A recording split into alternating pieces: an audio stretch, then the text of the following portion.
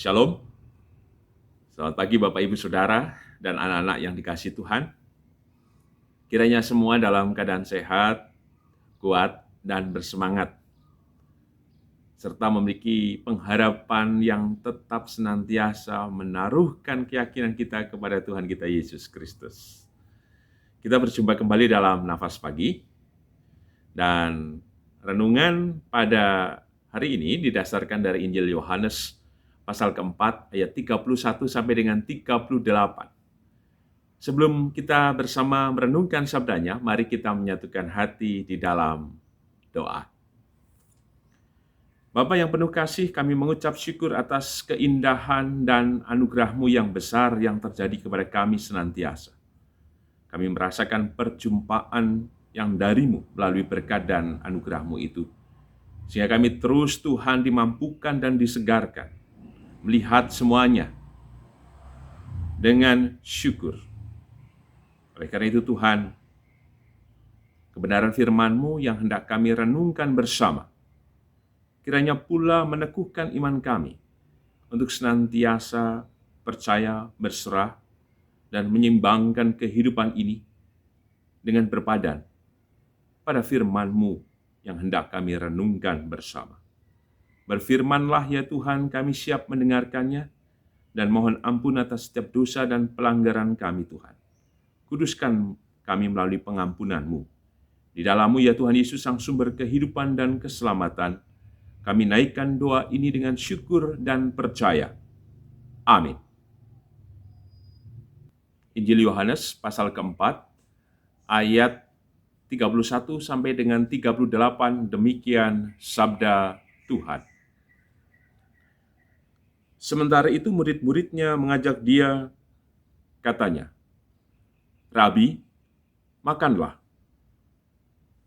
Akan tetapi ia berkata kepada mereka, "Padaku ada makanan yang tidak kamu kenal." Maka murid-murid itu berkata seorang kepada yang lain, "Adakah orang yang telah membawa sesuatu kepadanya untuk dimakan?" Kata Yesus kepada mereka, "Makananku ialah melakukan kehendak Dia. Ia mengutus aku dan menyelesaikan pekerjaannya. Bukankah kamu mengatakan, 4 bulan lagi tibalah musim menuai?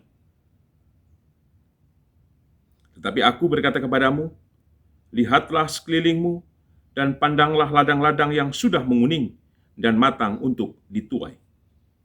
Sekarang juga penuai telah menerima upahnya, dan ia mengumpulkan buah untuk hidup yang kekal, sehingga penabur dan penuai sama-sama bersukacita.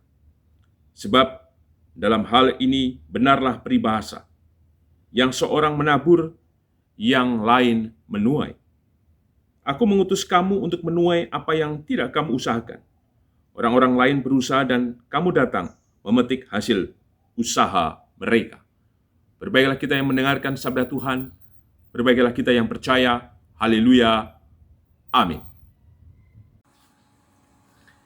Bapak, Ibu, dan saudara serta anak-anak yang dikasihi Tuhan, tema Nafas Pagi hari ini menyeimbangkan kehidupan. Di tangan saya ada kaleng, dan tentu saja terutama ibu-ibu akan tahu ini kaleng apa. Ya, ini kaleng yang biasa untuk menakar beras, dan memang isinya ada beras. Beras ini saya taburkan di sekitar halaman gereja.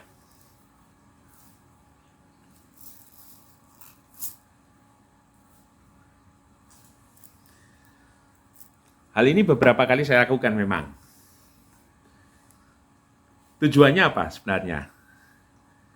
Tentu bukan untuk membuang-buang bulir-bulir beras. Tidak. Di halaman gereja ini banyak hinggap burung-burung. Mereka turun ke bawah biasanya cari makanan, dan mereka ada di atas pohon ini.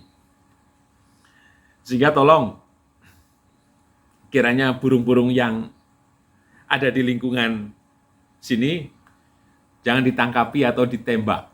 kita harus menjaganya pula. Kenapa saya kemudian menaburkan beras? Tentu saja supaya mereka menuai ketika mereka mencari makan. Dan kalau mereka mencari makan di sini, tentu mereka akan betah dan sering akan ada di lingkungan atau halaman sini. Apakah saya kemudian tidak menuai dari apa yang saya lakukan? Saya menuai. Bukan hanya burung itu menuai dari apa yang saya taburkan, tidak. Setiap pagi, saya mendengar kicauan burung. Dan sore juga demikian. Jika mendengar kicauan burung, rasanya juga segar, lega. Ada keindahan. Karena tentu saja bagi Bapak Ibu yang ada di pemukiman padat dan sudah tidak ada pohon, mungkin jarang sekali mendengar suara burung-burung liar. Beda dengan mereka yang punya piaraan burung ya di sangkar burung masing-masing. Ini karena di alam luas sehingga kemudian kita bisa menikmati dengan bebas dan segar. Saya menabur, saya menuai kicauan burungnya. Burung menuai apa yang saya taburkan tadi. Tapi mereka juga menaburkan kicauannya untuk saya. Ini kan menarik. Kemudian ada keseimbangan dalam kehidupan ini. Bahkan Bapak, Ibu, Saudara, dan anak-anak, burung-burung yang seringkali hinggap, ada kalanya mereka menjadi biasa dengan kehadiran saya atau kehadiran yang lain. Mereka tidak merasa terancam dan takut, sehingga mereka terbang ke udara. Demikian juga kebenaran firman Tuhan yang hari ini kita renungkan bersama. Di ayat 36 menarik untuk kemudian kita percakapkan. Sekarang juga penuai telah menerima upahnya dan ia mengumpulkan buah untuk hidup yang kekal, sehingga penabur dan penuai sama-sama bersuka cita. Dari pengantar saya tadi, bukankah saya bersuka cita? Burung-burung juga bersuka cita. Kita dengar. Nah, burung seperti menyambut apa yang saya sampaikan. Ini suara burung perkutut ini. Bukankah menjadi manis dan sama-sama bersuka cita? Saya senang ini tiba-tiba burung merespon apa yang saya sampaikan hari ini. Maka demikian juga atas kehidupan kita bersama. Semua dalam posisi menabur dan menuai. Ada kalanya kita melakukan sesuatu, ada kalanya kita mendapatkan sesuatu. Dan semuanya tujuannya harus kemudian bersuka cita. Kalau kemudian ada yang menabur dengan dongkol, dengan merasa bahwa saya sudah melakukan banyak hal, tetapi saya tidak mendapatkan apa-apa, seperti saya merasa sia-sia semuanya. Gambarannya, seperti halnya ketika kita merasa sudah melayani Tuhan dengan luar biasa. Saya sering kali menyampaikan dalam khotbah minggu. Dari Senin ke Minggu, terus Minggu ke Senin lagi, terus begitu terus. Sementara kehidupannya seperti hal biasa-biasa saja, bahkan seperti Tuhan tidak mendengarkan dan tidak menjawab setiap pergumulannya, bahkan merasa Tuhan tidak berpihak pada dirinya. Maka firman Tuhan yang kita renungkan hari ini menyeimbangkan kehidupan. Adalah panggilan kita menemukan sejatinya kehidupan itu sendiri. Bukankah Tuhan mencipta semuanya? Dan kemudian di hari yang ke-7 Tuhan memberkati dan mengkuduskannya.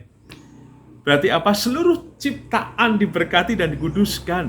Dalam rangka apa? Supaya semua berbahagia, supaya semua bersuka cita.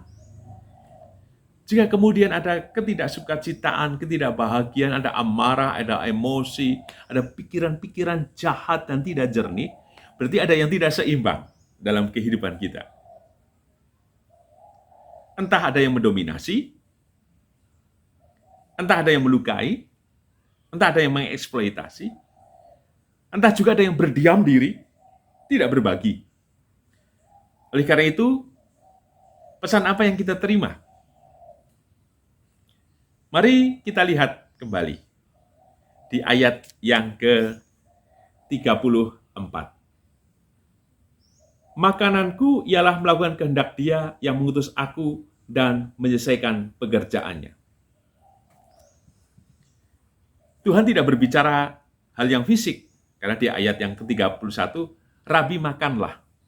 Justru Tuhan mengajak semuanya melakukan pekerjaan dan menyelesaikannya. Artinya apa? Bahwa kita punya tanggung jawab masing-masing dalam kehidupan ini. Nah, dalam rangka tanggung jawab itulah kita harus mengerjakannya dengan upaya yang baik, upaya yang keras, yang sungguh-sungguh. Dan jika kita melakukannya, yakinlah bahwa kita akan menuai dari setiap hal yang baik yang kita lakukan. Dari kita yang lemah, kita mendapatkan kekuatan. Yang kuat menguatkan yang lemah. Demikian juga, yakin pada suatu saat yang lemah justru bisa kemudian menguatkan yang merasa dirinya hebat atau kuat itu sendiri. Artinya apa? Bahwa setiap kita punya tugas, punya tanggung jawab, jika kemudian dikerjakan dengan sungguh-sungguh dan dilakukan semuanya dengan baik, akan berdampak baik untuk kehidupan itu sendiri dan membuat kita bersukacita. Pesan yang kedua, jika kita sudah melakukan apa yang menjadi tugas tanggung jawab kita dan menyelesaikannya, tentu dalam rangka tujuan yang baik, akan menghasilkan keseimbangan itu sendiri. Sebagai suami mengerjakan tugasnya, istri juga, anak-anak juga. Itu kan enak. Tapi bukan hanya sekedar mengerjakan saja, tetapi juga ada rasa. Untuk apa? Untuk saling memiliki, untuk kemudian berbagi, mencintai, dan berlomba-lomba mengupayakan semuanya dengan sungguh-sungguh dan baik. Ketika saling menghormati dan menghargai dalam kehidupan rumah tangga, kehidupan bergereja, masyarakat, dan lain sebagainya, dan kemudian berlomba pula bukan hanya sekedar menuai dan untuk mendapatkan hasil, tapi menaburkan. Itu juga akan menjadi hal yang membuat kita bersama bersukacita. Oleh karena itu, mari seimbangkan kehidupan itu semuanya.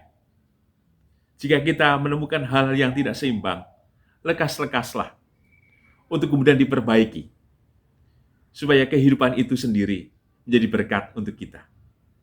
Karena Tuhan mencipta kehidupan itu, supaya kita bisa menikmati, merasakan, dan merawat, dan mendatangkan berkat untuk kehidupan kita. Tuhan memberkati. Amin. Bapak, Ibu, Saudara, dan anak-anak, mari kita menyatukan hati di dalam doa. Bapa Surgawi, kami mengucap syukur atas firman-Mu yang Kau nyatakan dalam kehidupan kami. Kami percaya firman-Mu lah menjadi penyegar, menjadi penopang, dan juga memampukan kami menyeimbangkan kehidupan yang kami tempuh. Tolonglah kami Tuhan, supaya kebenaran firman-Mu membuat kami yang menjadi penabur atau penuai tetap melakukan tugas dan tanggung jawab kami dan menyelesaikannya. Dan teguhkan kami pula bahwa setiap apapun yang kami lakukan akan mendatangkan sukacita dan berkat itu kepada kami. Maka tolonglah kami ya Tuhan, dan berkatilah kami melalui kasih karunia dan kuasa-Mu itu. Kami juga berdoa atas kehidupan kami ya Tuhan, tolonglah kami di masa pandemi ini, segarkan kami, dan mampukan kami untuk menjalani kehidupan ini dengan percaya bahwa mukjizat dan karya-Mu terus bekerja menghidupi kami. Kami juga berdoa untuk bangsa dan negara kami. Kami percaya Tuhan Engkau menolong. Kami percaya Tuhan Engkau memberkati. Kami percaya Tuhan pandemi ini akan berakhir. Karena Engkau memberkati dari setiap harapan, usaha keras yang dilakukan oleh para pemimpin bangsa kami, dan juga usaha-usaha yang dilakukan dengan baik oleh tenaga kesehatan dan juga masyarakat. Oleh karena itu Tuhan, tolonglah dan berkatilah kami. Di dalam-Mu Tuhan Yesus, Sang Sumber kehidupan dan keselamatan, kami naikkan doa ini dengan syukur, dengan percaya dan berserah. Amin. Tuhan memberkati Bapak, Ibu, Saudara, dan anak-anak kini dan selamanya. Amin.